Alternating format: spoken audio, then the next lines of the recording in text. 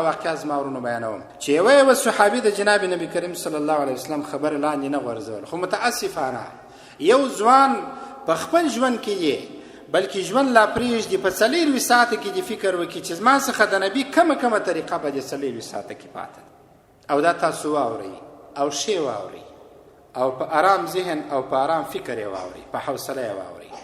پاسپورټ موږ او تاسو اخیستی دی، پر الله رب العزت باندې ایمان دی، پر جناب نبی کریم صلی الله علیه وسلم ایمان دی، دغه پر ملائکه او رسولانو ایمان دی، د آخرت په ورځ باندې ایمان دی، او داسې نور څه چې څه عقاید دي پر هغه ټولو زموږ ایمان دی. دا پاسپورټ موږ ترلاسه کړی دی. په دې دنیا کې قانون دا دی، د یو ملک پاسپورټ واخه د بل ملک ویزا نسته تر څو چې دولت اجازه درنه کړي، دغسې به قانون. خو چې کله پاسپورټ واخیستل سو زما ورونو، تر څو چې د جناب نبی کریم صلی الله علیه وسلم د سنت طریقې ویزا نه پر وهل سوې، جنت ته داخلېدل امکان نه لري.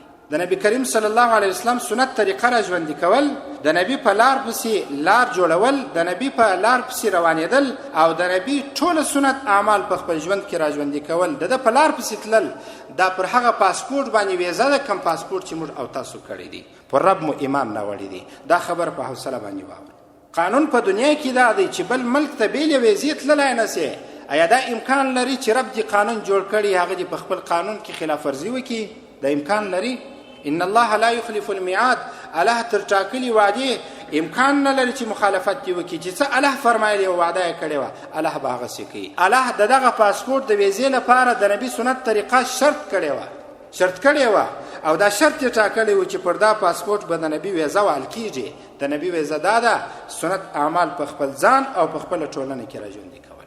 سته داسې یو څوک، سته داسې یوه ښځه، سته داسې یو ځوان، صحابه کرام خو په خپل ژوند کې دا داستانونه او واقعات د عبرت لپاره پرېښودل.